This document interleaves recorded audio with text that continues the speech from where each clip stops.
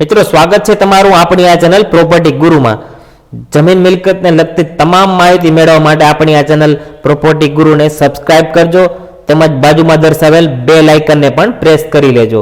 મિત્રો આપ સૌ જાણો છો તેમ આપણી આ ચેનલ પર જમીન મિલકતને લગતા અલગ અલગ વિષયો પર ચર્ચા કરવામાં આવે છે અને આજે એક એવો જ વિષય લઈને આવ્યા છે જમીન માપણી, રીસર્વે, ફરિયાદ અને તેનું સમાધાન। જે સામાન્ય માપણી હોય એમની પણ કંઈક ફરિયાદ હોય છે ને રીસર્વે જે તાજેતરમાં સરકારશ્રી દ્વારા એ શરૂ કરવામાં આવેલ છે ને મોટા ભાગની જગ્યાએ એ સર્વે પૂરો થયેલો છે અને રેકર્ડ પ્રમોલ્ગેશનની પ્રક્રિયા પણ પૂરી થઈ ગઈ છે। અમુક જિલ્લાઓમાં બાકી છે। કેટલીક ફરિયાદો વધારે પડતી આવવાને કારણે અમુક જિલ્લામાં એ શરૂ નથી થયા અથવા તો કોઈ પણ બીજા ટેકનિકલ કારણોસર એ રીસર્વે છે અમલમાં નથી આવ્યું। તો જે જગ્યાએ રીસર્વે અમલમાં આવી ગયું છે, પ્રક્રિયા ચાલુ છે, ત્યાં કેટલાક વાંધાઓ પણ મળ્યા છે, કેટલીક ફરિયાદો છે, તો એનું સચોટ સમાધાન છે આપણે આ વિડીયોમાં કરશું। તેમજ જમીનની માપણી હોય એ માપણી કરેલી હોય એ જે સામાન્ય ખેડૂતોએ તો એની ફરિયાદ પણ કઈ રીતે નિકાલ થઈ શકે એનું સમાધાન પણ આપણે આ વિડીયોમાં કરીશું। તો પહેલાં આપણે મોટી મોટી હેડલાઇન જોઈ લઈએ કે શું ખરેખર આમાં આ માપણીમાં હોય છે, રીસર્વેમાં શું હોય છે, કઈ રીતે ફરિયાદ આવતી હોય છે। તો ખેડૂતોને જુદા જુદા હેતુઓ માટે જમીન માપણી કરાવવાની એ રહેતી હોય છે અને ક્યારેક એ ભાઈઓ ભાગની વહેંચણી કરવાની હોય, ક્યારેક બાજુના ખેતરવાળાઓએ દબાણ કરેલ હોવાની આશંકા જણાતી હોય અને જમીન બિનખેતી કરાવવી હોય કે અન્ય બીજા કોઈ પણ કારણોસર જમીન માપણી કરવાની જરૂરિયાત રહેતી હોય છે। ઉપરાંત હાલમાં સરકાર દ્વારા રીસર્વે પણ અમલમાં મૂકેલ છે અને એ રીસર્વેમાં અનેક સતીબો રહેવા પામે છે। આવા સમયે માપણી બાબતે ખેડૂતને એ ફરિયાદ કરવાની જરૂરિયાત રહેતી હોય છે।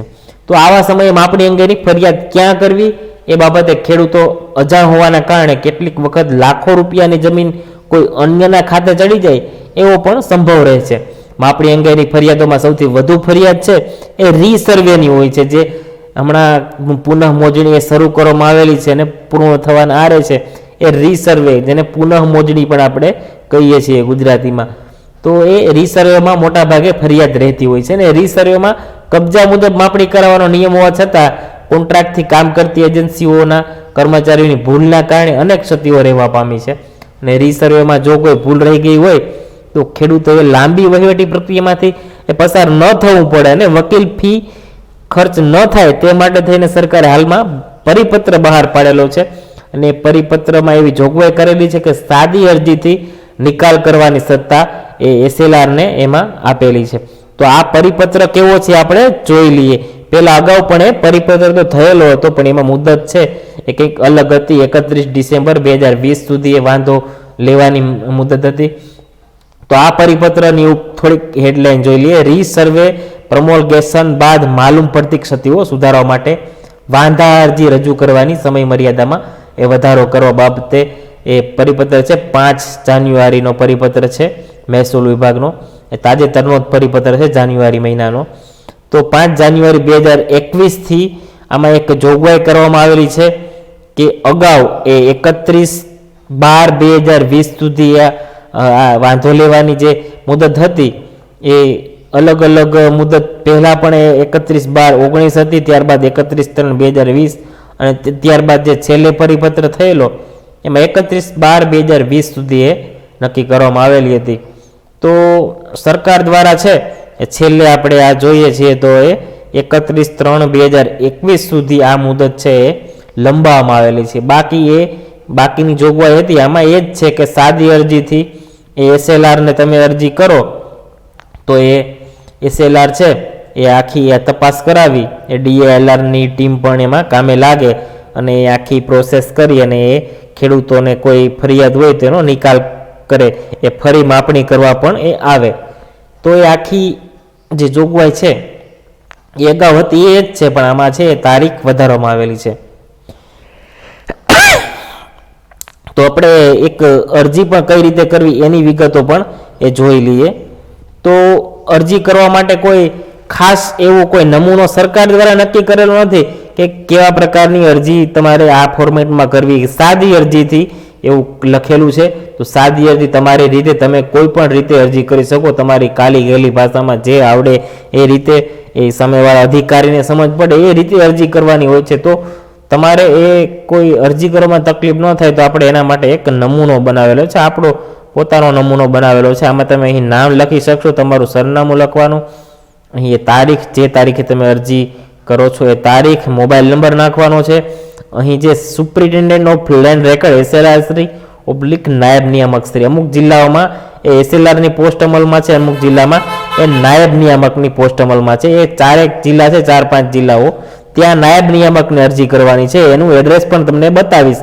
અહીં તમારે એનું એડ્રેસ લખવાનું છે અને એ ટપાલમાં એ રજિસ્ટર એડીથી તમે મોકલી દેજો. સાદી ટપાલથી પણ મોકલો તો પણ કોઈ વાંધો નહીં, પણ તમારે 35-40 રૂપિયાનો ખર્ચો કરો તો તમને એક વધારાની પહોંચ મળી જાય, તમારી પાસે સાબિતી રૂપે એક કાગળ મળી જાય કે તમે આવી અરજી છે, ફરિયાદ અરજી કરેલી છે.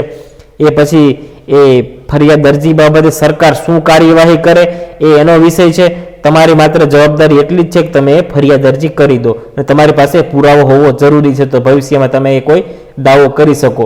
તો વિષયમાં રીસર્વેમાં રહેલ ક્ષતિઓ દૂર કરવા બાબતે એવું લખવાનું છે અને સંદર્ભમાં આપણે ન લખીએ તો પણ ચાલે, બાકી આપણે લખેલું છે કે સરકારશ્રીના આ 5 જાન્યુઆરીના પરિપત્ર 100 તો આ રીતે લખવાનું છે. અહીં ગામનું નામ, તાલુકો, જૂનો સર્વે નંબર, જૂનું ક્ષેત્રફળ, નવો સર્વે નંબર જે પ્રમોલગેશન થઈને તમારું આવેલું છે એ નવો સર્વે નંબર અને નવું ક્ષેત્રફળ જે ભૂલવાળું ક્ષેત્રફળ છે તમારો એરિયા એ લખવાનો છે. અને એ લખવાનું છે કે 31/3/2021 સુધી આ મુદત કરવામાં આવેલી છે. સરકારશ્રીએ 5 જાન્યુઆરી 2021નો પરિપત્ર છે એના આધારે. તો આમાં જે આ રીસર્વેમાં આટલી ક્ષતિઓ છે, નીચે ક્ષતિ લખવાની છે કે આવી આવી ક્ષતિઓ અહીં રહેવા પામેલી છે અને અહીં નીચે તમારી સહી કરવાની છે. અહીં સહી અથવા તો કોઈ અભણ ખેડૂત હોય તો એનું અંગૂઠાનું નિશાન કરવાનું છે. એ રીતે તમારે અરજી છે એ superintendent land record SLR Shri અથવા તો નાયબ નિયામક શ્રીને મોકલી દેવાની છે. તો આ રીતે છે તમારે આ રીસર્વેની અરજી છે. અને કોઈ તમારે સામાન્ય માપણીમાં તમારે કોઈ આવી ભૂલ રહેલી હોય અથવા તો કંઈ થયેલું હોય તો પણ તમે આ જ અધિકારીને તમે ફરિયાદ અરજી કરો તો તમારી એ ફરિયાદ સાંભળશે અને એ ફરિયાદનો નિકાલ કરશે. અહીં તમારે વિષયમાં છે એ માપણીમાં રહેલ ક્ષતિઓ દૂર કરો બાબત, તમે સામાન્ય સંજોગોમાં માપણી કરતા હોય, તમને માત્ર તમે કંઈક તમારે જાણવા માટે માપણી કરાવેલી હોય કે બીજા કોઈ પણ કારણોસર તમે માપણી કરાવેલી હોય તો તમારે સાદી કે માપણી તમે કરાવેલી હોય તો તમારે એમાં રીસર્વે લખવાનું આવતું નથી. અહીં તમે માપણીમાં રહેલ ક્ષતિઓ દૂર કરો બાબત. આ રીસર્વે છે એ સરકારે સામે ચાલીને આખી પ્રોસેસ કરવાની હોય છે. એમાં કોઈ તમારે ફી ભરવાની હોતી નથી રીસર્વેમાં. તો એ રીસર્વે અને સામાન્ય માપણી એક અલગ વિષય છે. તો આપણે અત્યારે આ રીસર્વે અને જે સામાન્ય રીતે તમે માપણી કરાવતા હોય એ બંનેમાં તમે આ રીતે અરજી કરી શકો. તમારે માત્ર થોડો ઘણો ચેન્જ કરવાનો છે. એ માઇક્રોસોફ્ટ વર્ડની ફાઇલ છે એ તમને મોકલીશ. તમે એ કંઈ કોઈ ફેરફાર તમારે કરવો હોય, આ PDF છે આમાં કોઈ ફેરફાર નહીં થઈ શકે, પણ જે વર્ડની ફાઇલ છે એમાં તમારે કોઈ ફેરફાર કરવો હોય તો થઈ શકશે. બાકી જે લોકોને, જે ખેડૂતોને રીસર્વેમાં ભૂલ જણાયેલી છે તો એ આ અરજીથી તમે અરજી કરી શકો. એનું સરનામું પણ આપણે જણાવીએ કે ક્યાં ક્યાં તમારે અરજી કોને કરવાની છે. તો અમદાવાદ જિલ્લાના ખેડૂતોએ નાયબ નિયામક શ્રી જમીન દફતર અમદાવાદને કરવાની અરજી છે અને એનું એ સરનામું આપેલું છે. તમારે કોઈ માહિતી મેળવવી હોય તો આ ફોન નંબર પર પણ કોલ કરી શકશો. એ ફોન નંબર પર એ ચાલુ દિવસો દરમિયાન તમારે એ ફોન કરવાનો છે. ત્યારબાદ ગાંધીનગરનું એડ્રેસ પણ અહીં આપેલું છે, સાબરકાંઠાનું અહીં એડ્રેસ આપેલું છે, અરવલ્લી, બનાસકાંઠા, પાટણ, મહેસાણા, વડોદરા, છોટાઉદેપુર. આ તમે આ સ્ક્રોલ હું કરતો જાઉં છું એ તમે વિડીયોને પોઝ કરીને તમારે સરનામું જોઈતું હોય તો તમે મેળવી શકશો, અથવા તો તમે કોમેન્ટ કરજો કે આની PDF અમારે જોઈએ છે તો PDFની નકલ પણ પૂરી પાડીશ. તો આ રીતે તમે એ એડ્રેસ અહીંથી તમે એ જોઈ લેજો. તમામ જે જિલ્લાઓ છે 33 જિલ્લાઓ આપણા, એ 33 જિલ્લાઓના અહીં એડ્રેસ આપેલા છે. એના જે SLR અને અમુક જગ્યાએ છે નાયબ નિયામક. તો એ નાયબ નિયામક છે એ રાજકોટમાં નાયબ નિયામક છે. ત્યારબાદ ભાવનગર છે એ ભાવનગરમાં નાયબ નિયામકની પોસ્ટ છે, તો ત્યાં એ નાયબ નિયામકની અરજી કરવાની છે. ત્યારબાદ જે અહીં સુરત છે એમાં પણ નાયબ નિયામકની પોસ્ટ છે. બાકીમાં છે એ SLR છે. અહીં જે અમદાવાદમાં તમને બતાવેલું છે ત્યાં એક નાયબ નિયામકની પોસ્ટ છે. તો આ રીતે તમારે એને એ અરજી કરવાની છે. તો આ રીતે અરજી કરીને તમે એ આખી જે પ્રક્રિયા છે એ કરી શકો. અને આપણે બીજી કોઈ પણ બાબત હોય, જમીન માપણીને લગતી કોઈ પણ બાબત હોય, તમે આ જ એડ્રેસ પર તમે કોઈ પણ ફરિયાદ તમે કરી શકશો. તમારે કોઈ એવી જરૂર હોય ફરિયાદની તો એ રીતે તમે ફરિયાદ કરી શકશો. આ ઉપરાંત આપણી ચેનલ પર જે રીસર્વે અંગેના પણ કંઈક ડિટેલમાં વિડીયો આપેલા છે કે રીસર્વેમાં તમે કયા કયા સંજોગોમાં તમે ફરિયાદ કરી શકશો, કેવી જોગવાઈઓ છે રીસર્વેમાં, એનો વિડીયો પણ આપણી ચેનલ પર મૂકેલો છે. તો એમાં કંઈક જોગવાઈઓ છે એ 4% વેરિએશનની ને આખી ડિટેલમાં સમજૂતી આપેલી છે. એનું મેન્યુઅલ પણ રીસર્વેનું એમાં આપણે આપેલું છે પીડીએફના રૂપમાં. તમે ત્યાંથી એ પણ ડાઉનલોડ કરી લેજો.